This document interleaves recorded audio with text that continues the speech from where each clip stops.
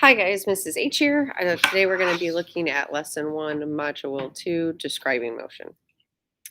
So our focus question is what factors describe the motion of an object? And so we have a few vocabulary words for this unit: motion, distance, displacement, speed, average speed, instantaneous speed, and constant speed.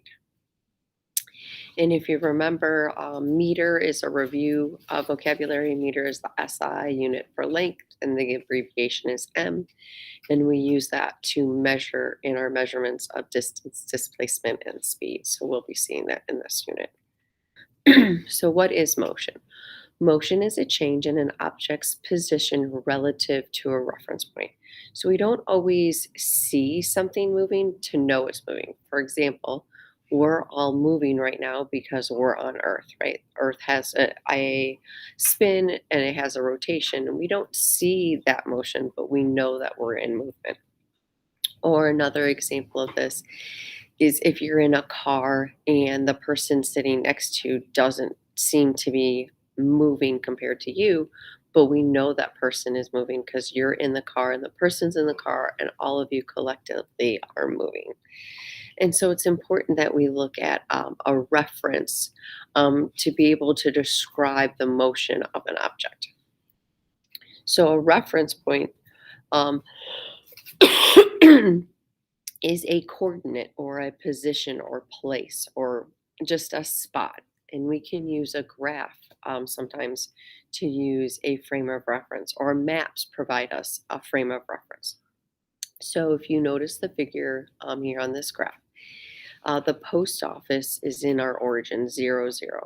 And so we can describe the other positions or the other objects relative to the post office. So, for example, I can describe the orange car. The orange car is north 2 blocks and west 2 blocks in reference to the post office. So if that car had started at the post office and they're now in that location, they've moved 2 blocks north and 2 blocks west. But if I change my reference point and have the reference point the purple house, and they started at the purple house, they actually traveled south 1 block and west 2 blocks. So another terminology that we use to describe motion is displacement. And displacement is distance that includes a direction so where did they change compared to where they started. So an object's displacement is, again, both distance and displacement. And so we like to use a football player or the quarterback as the best example of this. So a quarterback will start on this example. They're starting on the 20 yard line, and they're actually using meters. So we'll keep with the graph. So they're on 20 meters. Now that quarterback can run all over the place. But what do they actually measure? They only measure the displacement. So what line did the quarterback start on, and what line did the quarterback finish at? And that's what they measure as gains, not all of the distance that they ran around in. And in this one, so they started at the start line, they ran all the way to the finish, and then back to the 20 meters. So their total displacement was only 20 meters, but how much they ran was the entire field, which is 50, and then back 30. So they actually traveled more than what their displacement was. So we use vectors to help describe our displacement. So you know that the distance can be added to get total distances, so how far each segment. But the displacement is different. So if I'm moving forward and the directions are the same. So I move east and then I move east again. I can add those distances together to get my displacement. But if those directions are opposite, I can't add them. Actually, what I would do is subtract them. And we can see this here on this one.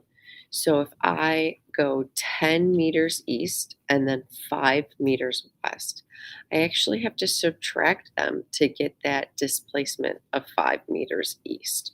And we'll be practicing these in tomorrow in our lesson. And now in this scenario, we would do something different. So if I have 4 meters east and 3 meters north, my displacement is actually northeast. And this is when we would use the hypotenuse of a triangle to solve for the displacement. So depending on the scenario, depends on how we would solve for displacement. Speed is another measure we use to describe motion. Speed is the distance traveled divided by how much time it took them to travel that. We use meters per second to measure speed. And so the equation for speed is S equals D divided by T, or speed equals distance divided by time.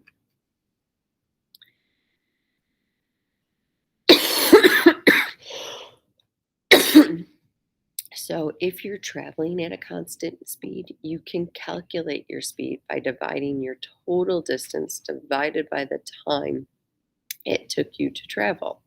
So speed is usually not a constant. So for example, you from your house to school, you are changing speed. So if you turn the corner or if you have to stop at a stop sign and then you have to speed up after the stop sign, so oftentimes speed is not constant.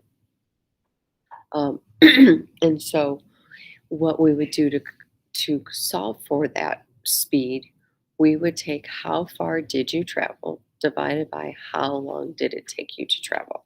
And that would get our speed.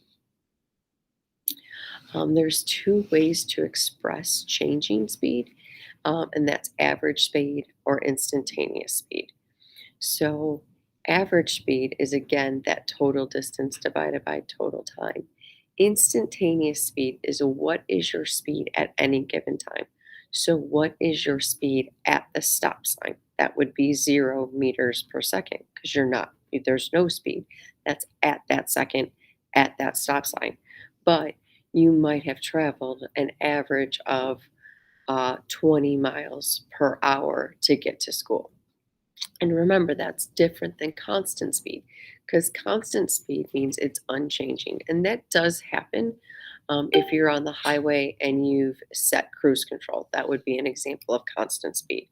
But that's not necessarily a typical way we describe our motion because motion is changing often and is not constant. And so we can also graph motion. And so this is position, or sorry, distance, if you notice, is on the y-axis and time is on the x-axis. And so our slope for these lines would actually be equated to speed. And so we can look at the speed of the three objects. So the purple line here, because it has a steeper slope, it means it has a faster speed. The blue would have a slower speed because it has a less steep of a slope. And then we can look at the third line here and notice that it's not a constant speed because it changes. It actually has 3 intervals or 3 different speeds. And how we know this is because the slopes are different at each one of those segments.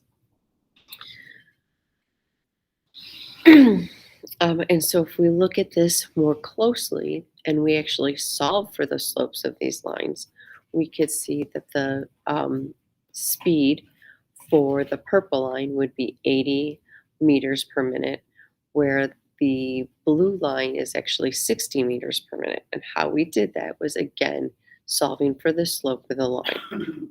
And then the third one, we can do each segment and solve for the slope for each segment. And so if you notice, it had 3 different speeds. 40, 0, and 80 meters per minute consecutively. And so we can use these graphs to help us describe the speed of objects.